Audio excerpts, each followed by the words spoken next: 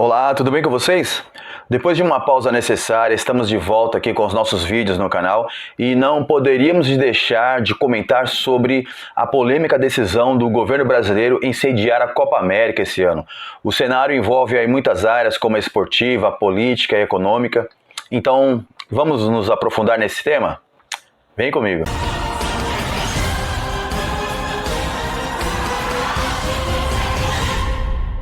Bem, o tema é bem complexo, pois existem aí vários atores nessa história toda, com visões e interesses comuns, interesses antagônicos e controversos também.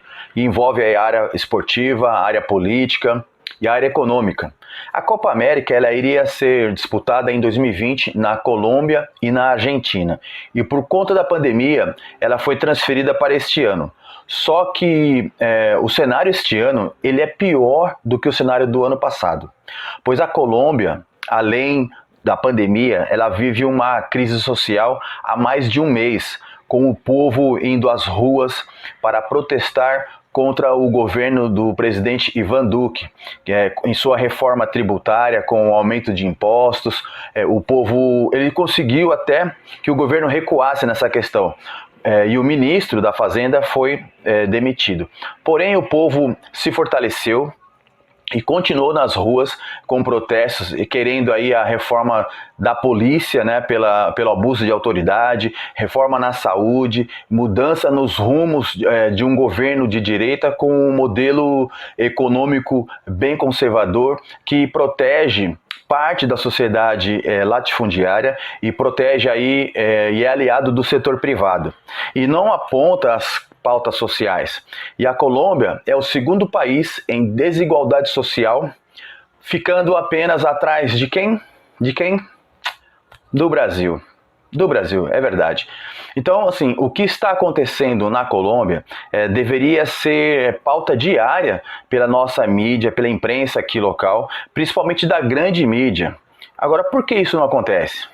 Porque, de repente, não é interessante que o povo brasileiro saiba dessa realidade e dessa mobilização do povo colombiano para não fazer o mesmo aqui, pois o governo brasileiro está aí às vésperas de aprovar, né, de pautar a reforma tributária e a reforma administrativa, que em sua maior parte certamente não favorecerá o povo.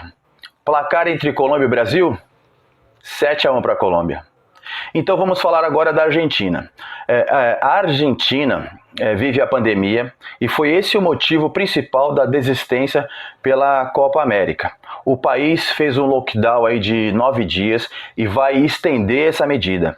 70% do país foi contra a competição por lá. O presidente Alberto Fernandes, que é de esquerda, disse, abre aspas, então pensei diante do risco interno que tenho, vou somar o outro risco externo? Fecha aspas. Então ele pensou dessa forma.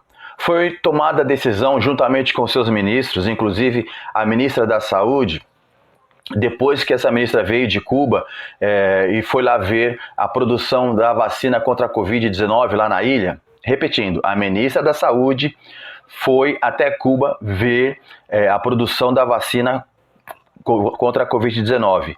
E o ministro Eduardo Pazuello, aqui na CPI, disse que ele, como chefe maior da pasta, não poderia se reunir com os representantes de farmacêuticas. Então fica difícil, né? E quem deveria participar seriam seus subordinados. Enfim, atualmente a Argentina tem 45 milhões de habitantes com 80 mil mortes. Quase a metade aí proporcionalmente ao Brasil. Bem, e não esqueçamos que Jair Bolsonaro, ele não foi na posse do presidente argentino, quebrando aí uma tradição, um protocolo diplomático. Placar entre Argentina e Brasil? 7-1 para a Argentina. E vamos para a área política. É interessante que o presidente Jair Bolsonaro, para melhorar a sua imagem, traga essa Copa para cá, porque essa imagem está bastante comprometida, com a pressão popular indo às ruas e as verdades de seu desastroso governo vindo à tona com o avanço da CPI, né? Com a materialização de provas para possíveis condenações pelo enfrentamento aí do governo na pandemia. Bem, esse é o ponto. Outro ponto é peitar a Globo, que é a antiga detetive detentora dos direitos de transmissão da competição, já que esses direitos foram adquiridos pelo SBT. O SBT pagou 31 milhões de reais pelo direito de transmissão da partida de abertura, pelos Jogos do Brasil e pela final. Só que uma observação, que o ministro das Comunicações é Fábio Faria, ele é genro do Silvio Santos, que é dono do SBT. A CBF tem aí uma receita de 55 milhões de reais com o evento, e a Conmebol 641 milhões de reais. E quanto o povo brasileiro ganha com essa competição? Tá aí uma pergunta e para realmente pensar. Bem, tento justificar a Copa América aqui por termos já o Campeonato Brasileiro, né, e a competição sul-americana e a Libertadores. Porém, houveram sim resistência para que essas competições não acontecessem aqui no país. Só que prevaleceu o quê? Como já o Brasil já tinha flexibilizado aí alguns setores econômicos, então com essa flexibilização também resolveram aí liberar essas competições. Mas essas competições já tinham datas prévias, já estavam agendadas, e movimenta aí a nossa economia e mantém uma parte dos empregos gerados por essas competições. E mesmo assim, com todos os protocolos sanitários aplicados, com todos os cuidados, os casos de Covid-19 em atletas e nos profissionais envolvidos, eles ainda acontecem. Diferente em sediar uma competição decidida aí rapidamente, tendo que se organizar em apenas uma semana. Ainda tendo no país uma média de 1.600 mortes por dia, e muitas cidades do Brasil com aí quase 100% da ocupação da capacidade hospitalar. Agora vamos para o ambiente da seleção brasileira, que está bem conturbado pela denúncia de assédio sexual pela funcionária da CBF contra o presidente Rogério Caboclo. E para conturbar ainda mais o ambiente, os jogadores apoiados por Tite, eles se manifestaram contrários à competição ser sediada aqui no Brasil, e justamente pela forma também como foi conduzida, sem eles terem sido consultados e terem ficado sabendo pela imprensa. Bem, pelo menos é esse o motivo alegado, né? Para os atletas é uma grande oportunidade de entrarem para a história, com um posicionamento de uma classe, de uma categoria que tem um histórico aí de submissão e de omissão e que não se envolve em questões sociais e que não se envolve em questões políticas, né? Bom, de fato é uma oportunidade para que eles defendam o Brasil, defendam o povo que sofre com essa pandemia, com mais de 500 mil de mortes, considerando aí as subnotificações que a gente sabe que existem, ou seja, o povo precisa de vacina no braço, de emprego e comida no prato. Bem, o cenário é esse, e o que pode acontecer? Bom, aqui vão as minhas opiniões.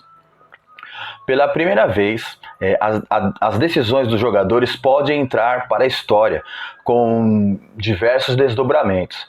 Primeira hipótese: os jogadores e o Tite, terça-feira após o jogo contra o Paraguai, falam que são contrários à competição, mas que decidem jogar, e Tite permanece no cargo.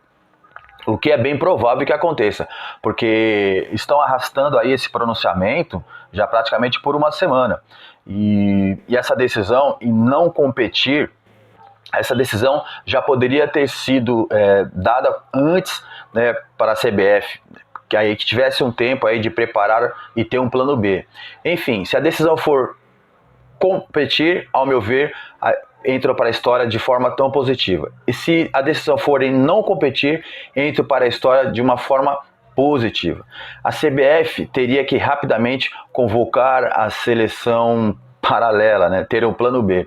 Certamente outros jogadores que forem convocados, dificilmente falarão não, e o Tite cai. E Renato Gaúcho assumiria, sendo ainda credenciado por apoiar o presidente Jair Bolsonaro. Na minha opinião, independente de qualquer situação, de qualquer decisão dos atletas, o presidente Rogério Caboclo, ele permanece por mais um pouco, mas com a pressão aí de patrocinadores, inclusive, e do mau ambiente criado na seleção, ele ficaria e saísse ainda durante a Copa América.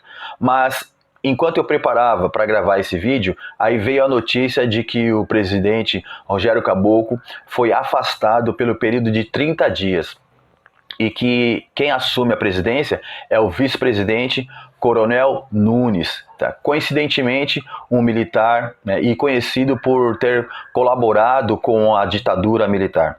Ao meu ver, é apenas uma estratégia de baixar a poeira, arrefecer a situação e, quem sabe depois, o possível retorno de Rogério Caboclo. Agora, só uma observação: é o quarto presidente da CBF afastado. Os outros 3 foram afastados por corrupção.